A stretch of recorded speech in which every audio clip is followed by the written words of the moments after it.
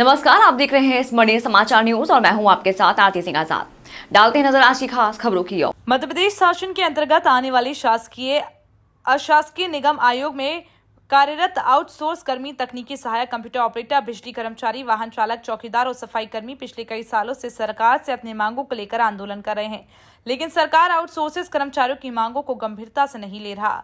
यही वजह है कि युवा आउटसोर्सिंग सामाजिक कल्याण समिति ने भोपाल के नीलम पार्क में राज्य सरकार के खिलाफ धरना दिया। उनका कहना है कि कर्मचारियों का जीवन यापन निर्वाहन करना अत्यंत कठिन होता है।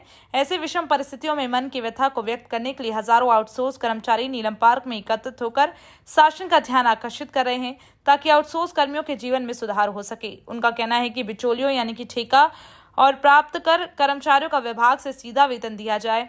आउटसोर्स कर्मचारियों की सेवा अवधि 62 वर्ष की जाए और सोर्स कर्मचारियों को आकस्मिक अवकाश और महिला कर्मचारियों को मातृत्व अवकाश की पात्रता हो। आउटसोर्स कर्मचारियों को ग्रेजुटी की पात्रता हो। यदि सरकार हमारी मांगों को पूरा नहीं करती तो आने वाले विधानसभा चुनाव में सरकार को इसका खामियाजा भुगतना पड़ सकता है।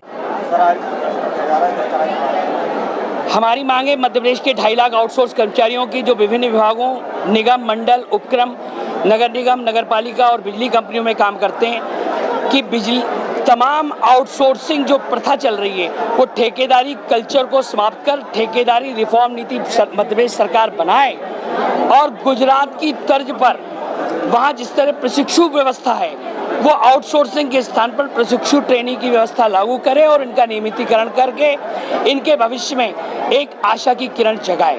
हमारी सरकार से मांगे कि केंद्र के बराबर मध्य प्रदेश के सभी विभाग के सभी श्रेणी के कर्मचारियों को केंद्र का बराबर 7वां वेतनमान अधिकांश विभागों में दिया जा चुका है। वैसे ही मध्य प्रदेश के सभी आउटसोर्स कर्मचारियों को केंद्र के आउटसोर्स कर्मचारियों के बराबर उनका वेतन किया जाए।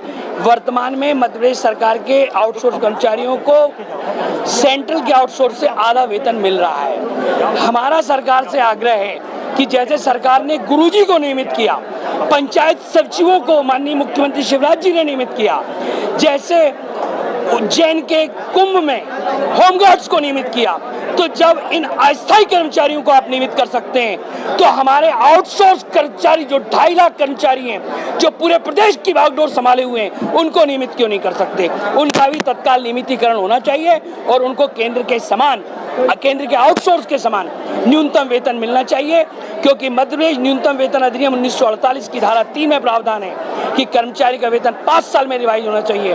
5 साल बीत गए, 6वां बीत गया, 7वां बीत गया, 8 साल बीतने को है, लेकिन अभी तक न्यूनतम वेतन रिवाइज नहीं हुआ है। इसलिए हमारे पूरे मध्य प्रदेश के 2.5 लाख आउटसोर्स कर्मचारियों में आक्रोश है। सरकार इस असंतोष को खत्म करे, आउटसोर्स कल्चर समाप्त करे और इनको प्रतिवर्ष 13 CL जो मिलना चाहिए, 15 CL मिलना चाहिए, वो भी नहीं मिल रही हैं। यहाँ तक कि 10 मेडिकल लीव भी नहीं मिल रही हैं। इस तरीके से ठेकेदार इनके वेतन को हड़प रहे हैं। सरकार इस तरह की रिफॉर्म नीति बनाए जिससे ये वेतन हड़पने की प्रक्रिया बंद हो और इनके जीवन में एक खुशी की किरण पैदा हो।